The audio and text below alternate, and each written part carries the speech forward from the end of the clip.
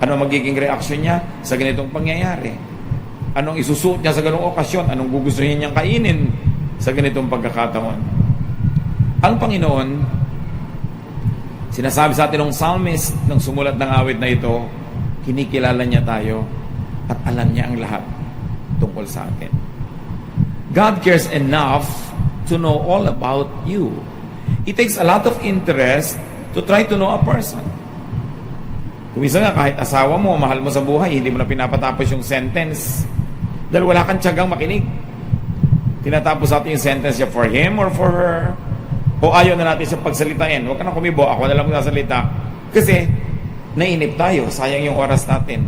Pero ang talaga nagmamahal, nagbibigay ng panahon para unawain, kilalanin yung kanyang minamahal. And the mere fact that God looks deep into our heart tells us that God cares for us. Is there anyone you really care enough about that you would bother to really know him completely or as completely as possible?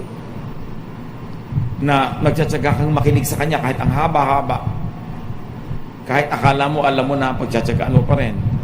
Because knowing means understanding. It means empathizing, caring about, protecting, and therefore being committed to the well-being of a person. Maraming beses kaya hindi tayo nagko-commit na makilala ang isang tao, baka malaman pa natin yung problema niya. Baka masangkot pa tayo. Baka madamay pa tayo sa mga problema niya sa buhay. Kaya ayaw na lang natin marinig.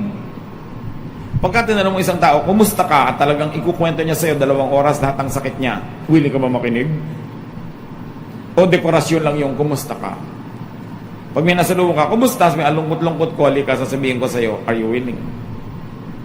But God cares. God understands you. Napakahalagang maintindihan na tayo'y kilala niya. Kasi pag kinilala mo ang isang tao, nakikisangkot ka rin sa buhay niya. Nagiging problema mo na yung problema niya. At yun ang maganda doon. Nakilala tayo ng Diyos to the point na pinoproblema niya rin yung problema natin. Sinasamahan niya tayo sa ating mga paghihirap, sa ating mga lungkot, maging sa ating mga pagkagulo. Psalm 139 verse 2. You know when I am resting or when I am working, and from heaven you discover my thoughts. So God knows your activities. To be literal about this, God knows if you are over-resting or overworking. Kaya may utos siya magpahinga, may utos siya magtrabaho. So there is accountability here. But the deeper and more beautiful meaning is that effectively there is no distance between you and God. So from heaven you discover my thoughts. Wherever that heaven is, if it's a place, a state of mind, no matter what the distance between that heaven and our day-to-day existence, God bridges that distance to know our thoughts. You are never far from God. You are never alone. Sometimes there are couples that confide in me na may asawa nga sila pero ang pakiramdam nila parang nag-iisa sila, parang wala silang kakampi, parang walang nakakaintindi sa kanila. Kahit magkasama sa isang bahay, bihira mag-usap, ang babaw lang ng pinag-uusapan, hindi na ipapaliwanag yung tunay na nadarama. Kumisa naman ipinapahiwatig pero walang effect. Hindi naman madiretso. So there are people who have partners in life, who have parents or brothers and sisters or children, and yet they feel alone because nobody really knows their thoughts. Hindi nila alam, nagtatampo ka na pala, nagdaramdam ka, may sama ka na pala ng loob, and you are alone in your sorrow. But God's interest in you crosses the universe from heaven to earth. Sabi, you know my thoughts. God connects with you through your thoughts. Your thought is exposed to God. Your thought is known to God. Kaya nung araw, nauso pa yung mga comics. Pag may nag-iisip na karakter, tapos may mga bilog-bilog yung nakapaligid sa letra ng mga nakasulat, ibig sabihin, thought niya yon, iniisip niya yon. Kahit meron siyang kausap, hindi alam ng kausap niya yung thought niya. Para maging alam, kailangan dire-diretsong linya yon na may ganun, may arrow. Yan ang sabi niya. Pero pag nga bula, thought. So, hindi alam ng kaharap mo yung thought mo, pero alam ng Diyos. Isn't it very, very reassuring na meron ka palang ka-share ng thoughts mo lagi? At hindi ka para kontrahin, kundi para kakampihan, kumisan para kay tuwid. Pero inaalam ng Diyos lahat yung thoughts natin para niya tayo matulungan, para niya tayo mabigyan ng paliwanag, at para niya tayo masamahan. So yung mga nag-iisip na nag-iisa yata ako sa paniniwala ko, sa aking takot, o sa aking mga excitements, hindi totoo yun. God is with you in your thought life. Psalm 139:15-16. Nothing about me is hidden from you. I was secretly woven together deep in the earth below. But with your own eyes, you saw my body being formed, even before I was born. You had written in your book everything I would do. So ang tanong ng iba, so wala na po pala tayong free will, naka-script na lahat ng gagawin natin. Isang talinghaga. Ang ibig sabihin, isa sa mga marami ibig sabihin, God has enabled you to do the things you would like to do. He has given you talent. He has given you resources, energy. He knows what you are capable of doing. And by allowing you a certain width and length in which to operate, God knows what you do. But He doesn't dictate it. Para kung kayo, inventor, gumawa kayo ng isang bagay na may 4 na gulong, may manibela, sasakyan pala yun, you know what that thing will do. Di ba? Alam yung gugulong yun, naandar yun. Kasi yun ang design nyo eh. So yung nag-design ng kawali, alam niya ang gagawin ng kawali. Kasi dinesign niya na ganun. So dinesign tayo ng Diyos, fully aware of what we are capable of doing, our potentials, the promise that is given us. But this doesn't dictate the decisions we will make. Pero ikaw, gustuhin mo man sigurong lumangoy sa dagat, sa ilalim ng dagat na 5 oras nang walang artificial tool, hindi mo magagawa. God knows that you will never do that. You cannot. Kasi ang design mo, wala kang gills, meron kang lungs. Napag-isip-isip na ba natin mga kapatid kung ano ang alam ng Diyos na pwede natin mga gawin? At ginagawa ba natin? Kung minsan yung hindi para sa atin ang ginagawa natin, kaya nagkakabigo-bigo, nagkakamali-mali.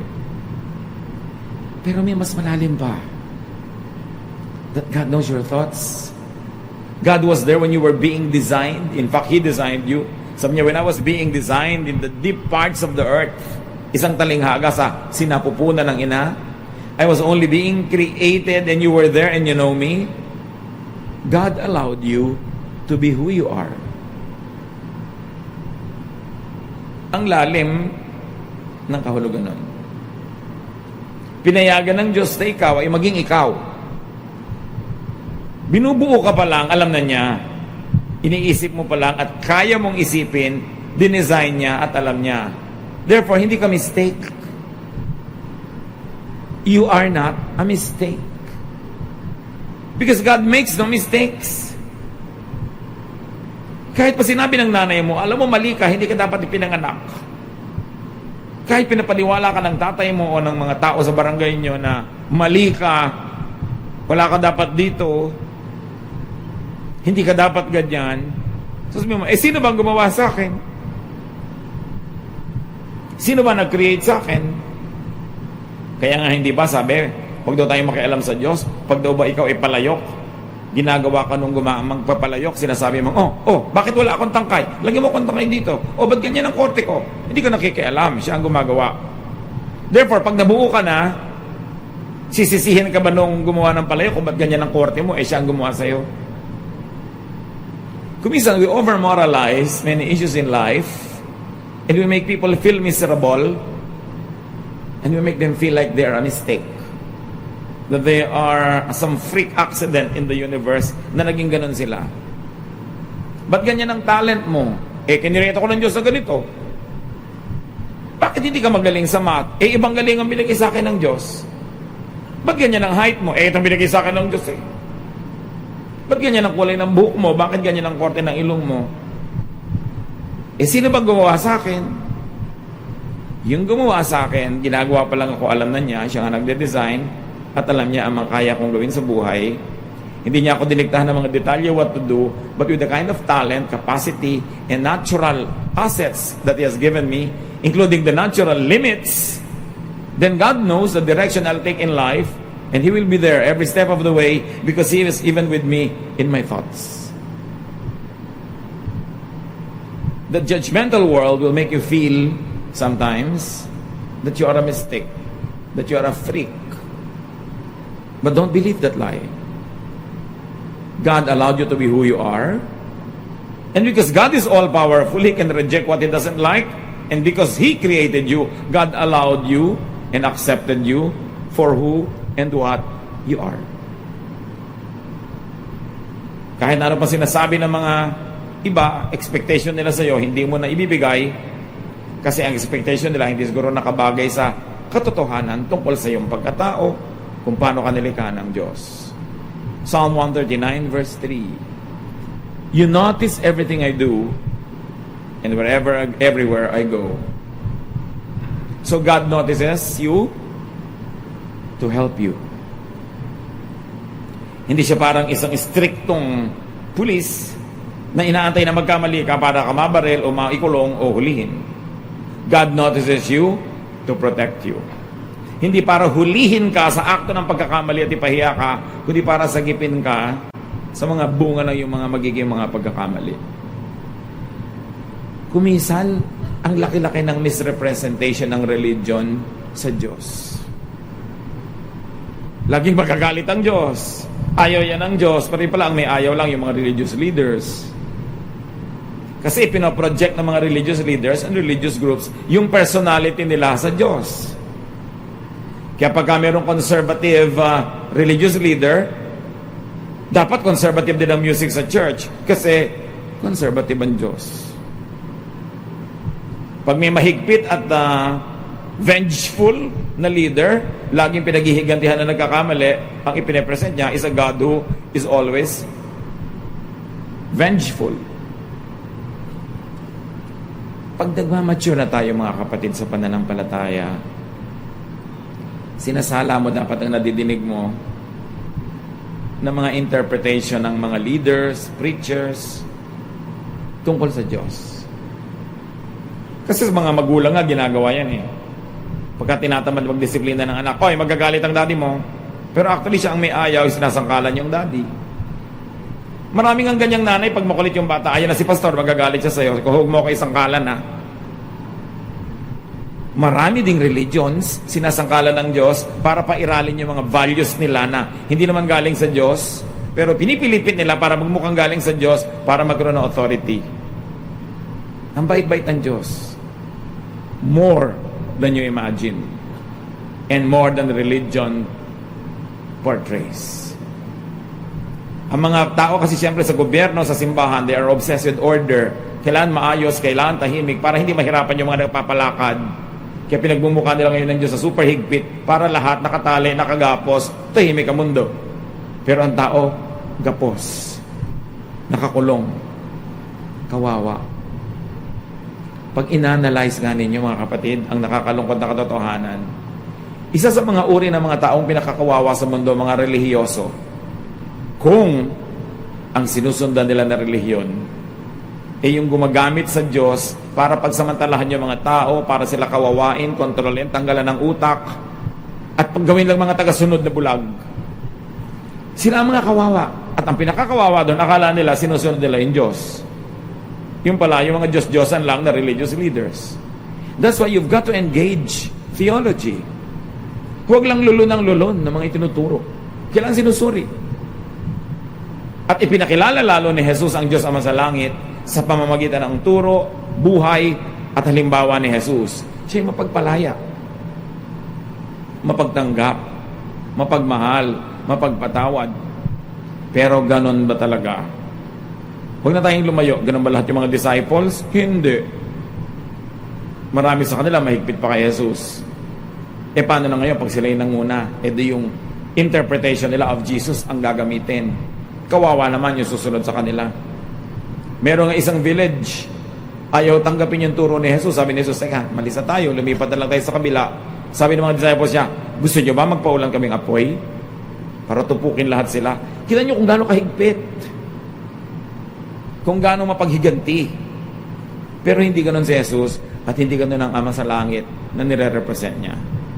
So if ever God notices you, sometimes for your own good, it is to correct you. But not to take revenge. May nagtanong nga sa akin sa Facebook, ano po ba yung tama at maling palo sa bata? Sabi ko, yung palo, na galit ka, sa init ng galit mo, pinagbubugbog mo yung bata, mali yun. Bakit mali? Kasi naghihiganti ka. Hindi mo siya dinidisiplina. You are getting even because you got irritated, you got mad, you have to get even, and you have got to hit back, and of course, you can hit better because you're older. Kailan po ang tamang palo?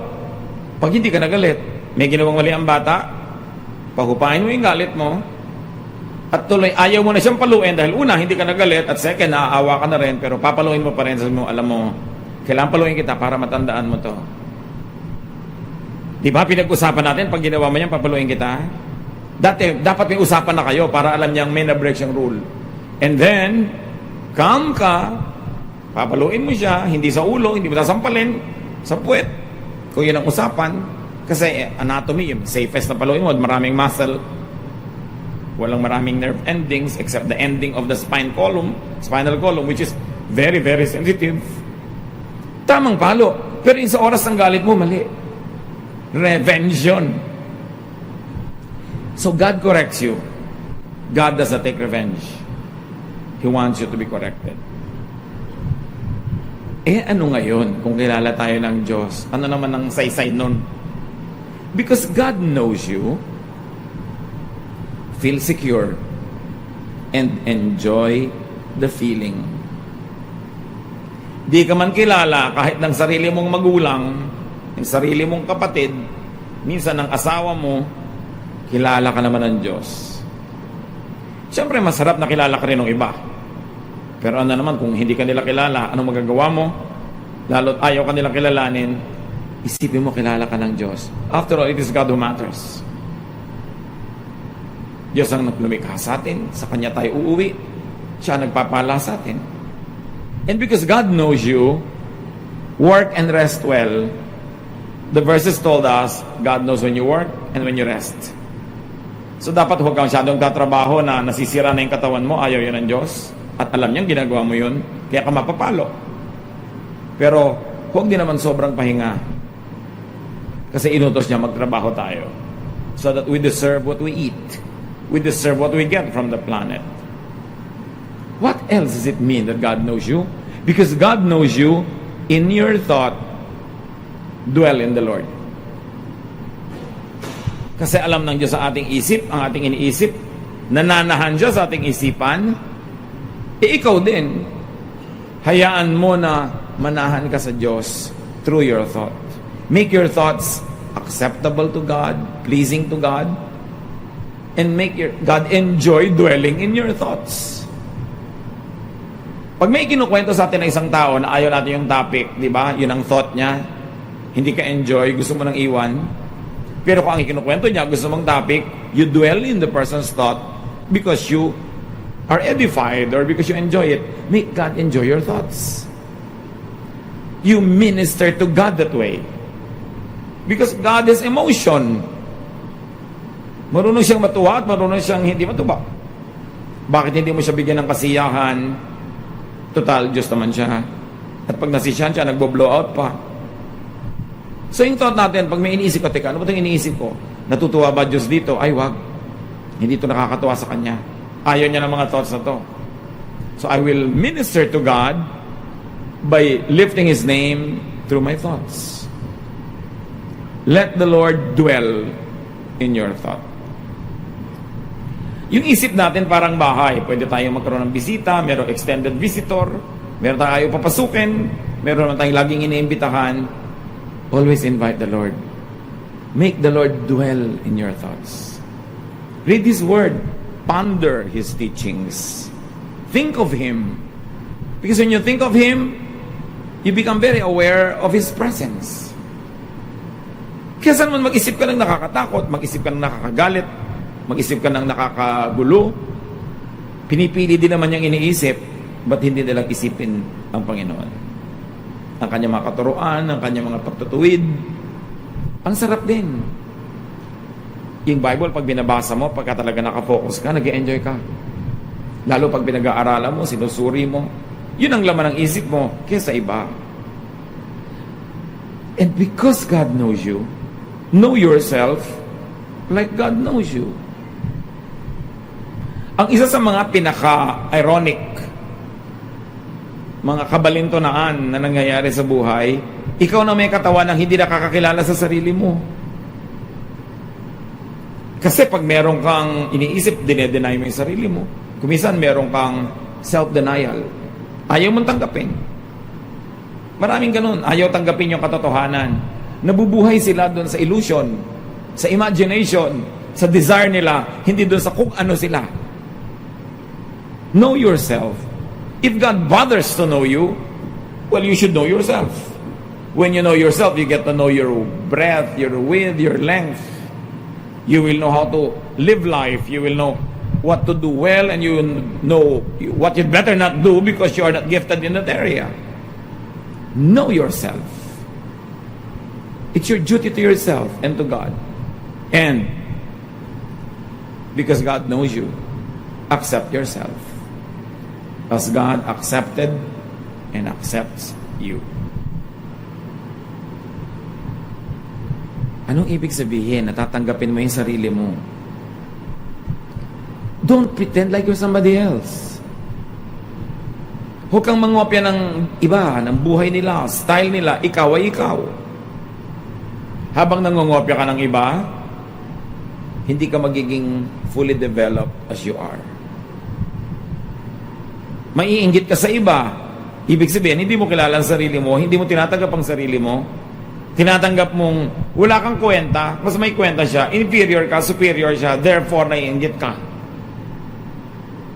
So madaling malaman kung tinatanggap niyo ang sarili niyo, kung maiinggitin ba kayo sa kapwa. Lagi niyo ba i-compare ang sarili niyo sa iba? To feel good. Accept yourself. Lalo yung mga physical attributes na mahirap na mampalitan, accept yourself. Accept, for instance, that you're growing old. Bakit hindi matanggap ng mga taong tumatanda sila? Lalo't may pera, may technology, kung ano-anong ginagawa sa mukha. May nakita na ba kayo na nagpa-repair ng mukha na maganda ang bunga? Parang, minsan, kilala mo siya dati, tapos kinausap mo, pagtalikod, sabi mo sa kasama mo, parang may mali sa kanya. Hindi mo matukoy, pero parang may mali. Yung pala, naglagay ng tukod dito sa chin niya para cheekbone niya mataas. Kaya kumisan, lumalakad yon. Akala mo may beke. Lumakad pala yung cheekbone. Diba, nakakatawa kumisan, nakakaawa, hindi mo malaman kung maaawa ka o matatawa ka. Ba't di mo tanggapin na tumatanda ka? Alam nga namang 70 years old, tapos mukha kang 20. Isa yon, acceptance. Sasabihin ng iba, di hindi na po ako magkukulay ng buhok kasi puti na. Iba naman yun dahil hindi ka naman nanganganib yung buhay mo tsaka hindi naman sobra bagastos. Hindi naman pwedeng absolute na wala ka nang papalitan, di hahaba na yung kuko mo, hindi mo nagugupitin because you accept yourself. Merong limit yung normal na tanggapin at meron yung enslaving na, yung kawawa ka na dahil sobrang mong ayaw tanggapin ang sarili mo. Maraming ganon. Ipinipilit, ikinukuble, halimbawa na probinsyana siya. Pag nagsalita naman, talagang halatang-halata. Ano naman ang problema kung probinsyana ka? Problema ba yun? Ano yung problema yun? Yung ba nagyayaman-yamanan? Yung maniniwala ka ba na talagang original yung bag niya? Ang mahal ng original nun. So, ba't hindi ka na lang bumili ng original na hindi branded, original? Orig ba ang bag mo? Oo, original yan, nagkarlan. Binyang, di ba? Mas maganda naman yung original na Carlan kaysa fake na Louis Vuitton. Tinago nyo talaga yung mga bag nyo, no? Kaya tuloy, pag may naglalakad, anong tingin mo dyan? Sabi ng iba, Green Hills. Alam naman nila. Why fake it? You cannot afford a 40,000 peso bag. Bumili ka na original lang gawa sa Marikina. Hindi mo pa yung kinakahiya. Hindi ka huliin sa Europe. Alam nyo ba na yung mga fake yung ganyan hinuhuli sa Europe? So don't be fake. Accept yourself. When you accept yourself, then you have time to develop yourself. You are happier because you are not measuring yourself against other people's standards. Be yourself as God allowed you to be. Remember, magiging ganyan ka ba kung hindi alam ng Diyos? At kung alam niya, pinayagan niya. Therefore, may dahilan siya. Mabuti ang para sa'yo. Kailangan makita mo yun. Para hindi puro self-rejection. Yung kulay ng balat para laging pumuti. Actually, it is self-rejection. You are rejecting your own color. You are rejecting your natural self. Ang hirap nun. At kahit hindi makita sa labas, nakakasugat yun sa loob. Sarap yung malaya ka. Ito ka. Take me or leave me. If you don't like me, we both lose. Hindi yung lagi ka nagkakandarapat to please other people. To the point that you change who you are. At dahil ganun ang trato mo sa sarili mo, hindi ba sabi ni Lord, whatever you do to the least of this, you do to me? Ganun din dapat ang trato mo sa iba. Know others. Or at least know people who matter to you like God knows them. So kung dapat mong kilalanin ang sarili mo at kilala ka ng Diyos, kilalanin mo rin yung asawa mo. Ba't kayo lagi nag-aaway? Ba't hindi mo naman lang i-recognize na pagka bagong uwi lang siya galing sa labas, hindi siya mahilig makipagtalo. Schedule mo sa ibang oras yung pakikipagtalo kung gusto mo. Kung kilala mo siya, alam mo kung kailan malamig ang ulo niya, kailan siya receptive, kailan siya bugnutin. Ba't hindi mo igalang yun? Kilalanin yung anak nyo, baka pinipilit yung maging dentista, ayaw naman. Dahil iba yung talent niya. Kilalanin niyo ang bawat isa sa mga anak nyo, huwag yung pilitin na maging kamukha ng uncle niya o lolo niya, dahil magkakaiba sila. Tandaan nyo, kahit magkakapatid, hindi pwede magkakamukha ang talent, ang ugali. Kasi, ilan ang mga ninuno ninyo, mga lolo, lola sa bawat side, nununuan, let's say, 7 generations na lang, ang genetic pool ng lahi ninyo, ang daming pwedeng pagkuna ng bawat isang bata. Yung mata niya galing halimbawa dun sa lola niya, sa father side. Yung kamay niya, yung korte galing sa uncle niya, sa mother side. Ang daming pwedeng pagkunan. Don't expect your kids to be like one another and to be the same. Yung ate mo, ganito, ba't ikaw? Hindi ka ganon. Alam niyo ibig sabihin nun, hindi niyo siya ina-accept. A-acceptin niyo lang pag naging kamukha ni ate. And that is why many people are wounded. Many people grow up handicapped emotionally because they were rejected when they were children and they continue to be rejected. Ba't di ka kamukha ng kuya mo? Bakit ganito ka? Bakit ganun ka? Sabi mo dapat, ako ba gumawa sa sarili ko? Pag sinabi ng nanay mo, ba't ka ganyan? Sino ba naglihi sa akin? Sino ba nagbuntis sa akin? Nandun ba ako? Pinanganak ko ba sa sarili ko? Pero siyempre, huwag nyo naman siyempre sasagutin doon nanay nyo.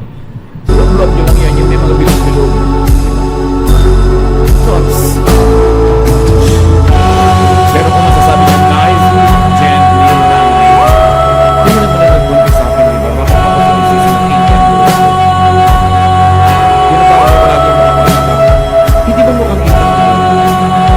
Like mother, like daughter. When you reject people, you actually reject a certain part of you. Others, God accept them and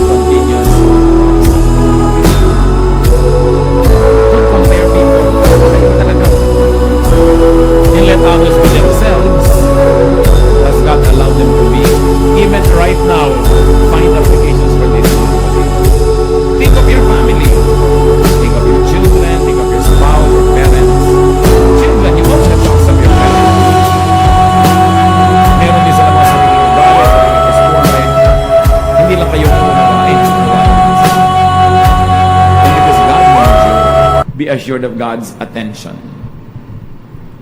Pinapansin ka ng Diyos. Be assured of God's ever-ready help, protection, and even correction. Welcome correction. It is for your own good. And give the same things to people. Bigyan nyo rin sila ng attention, help, protection, and correction. Anything you want to do to yourself, and you want you to be done to yourself by others, do to others also. Dapat two-way, hindi one-way. Give this to people near you, to people who matter. Kilala tayo ng Diyos, kasama natin ang Diyos, tinatanggap tayo ng Diyos. Bagamat gusto ng Diyos, patuloy tayo lagi mag-improve. We change from glory to glory, but you are basically you. Huwag mo nang asahan sa kapwa mo na mapapalitan siya structurally. Ganun na siya, wonderfully made. Your mission is to find what is wonderful about it. Because we are all wonderfully made. Kung hindi nyo nakikita na wonderful yung nanay nyo, yung asawa nyo, yung kapatid nyo, work at it, know the person. To the point na sabi nyo, oo nga, wonderful siya. Napaka-wonderful ng husband ko. Kuripot, pero kahit kailan di kami nagutom. Kasi marunong siyang mag-ayos. And wonderful. Find that. Kasi ang nakikita nyo, reklamo.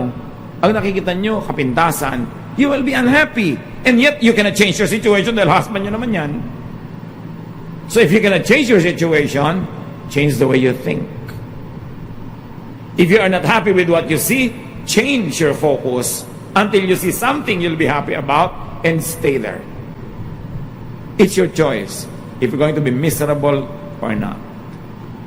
Matthew 10:29 to 31. Aren't 2 sparrows sold for only a penny? But your Father knows when any one of them falls to the ground. Even the hairs on your head are counted. So don't be afraid. You are worth much more than many sparrows. Yung mga sparrows, yan ang pinakamurang ibon sa Israel noon. Halos walang halaga. Pero sabi ni Jesus, alam nyo ba na kahit mumurahin yung mga ibon na yan, walang nag-aalaga sa kanila, hindi pwedeng yung isa mamatay, malaglag mula sa paglipad niya na hindi alam ng Diyos sa langit. Alam niya yun. And then the Lord says, even the hairs on your head are counted. Hindi niya sabing hair. May mga noun kasi na inherently plural sila dahil mahirap bilangin. Kaliwa water, alam ng waters, di ba? People, marami na agad yon. Pag sinabi mong peoples, iba-ibang lahi na yon. Pero pag sinabi ni Jesus, your hairs, bakit hairs? Kasi bilang. Pag hindi mo kayang bilangin, sabi mo, hair. Maganda ba hair ko? Kasi hindi kayang bilangin nung nakatingin. Pero pag sabi mong, maganda ba hairs ko? Hindi ako si Jesus. Si Jesus ang nakakabilang niya. At ang Ama sa langit. Pero bilang. Gaano karaming buhok nyo nalaglag sa unan nyo ngayong kagabi? Sumama sa shower? Nalagay sa sopas? Hindi nyo alam. Alam ng Diyos. Ganon siya ka-close. Alam niya yung latest count. And syempre, figure of speech lang yan. May ibang sinasabi, kilalang kilala ka ng Diyos. Alam na alam niya ang takot mo, nadarama mo, pangarap mo sa buhay. So patirahin mo siya sa isip mo, at lagi kang mamalagi sa paligid ng kanyang sariling isip para makinabang ka ng gusto at mabigyan mo siya ng luwalhati. Kilalanin ang sarili, tanggapin ang sarili, improvein ang sarili. Kilalanin ang kapwa, tanggapin ang kapwa, and help them improve also. Focus on God's intention with people. And the intentions are usually given away, revealed by their talents that God gave them, by what they can do well. Let people succeed. Give them work where they are good at. Let them be happy. And you also will be happy. Dear God, we thank you that you love us. And we thank you for the unconditional acceptance that you give us. Kung paano kami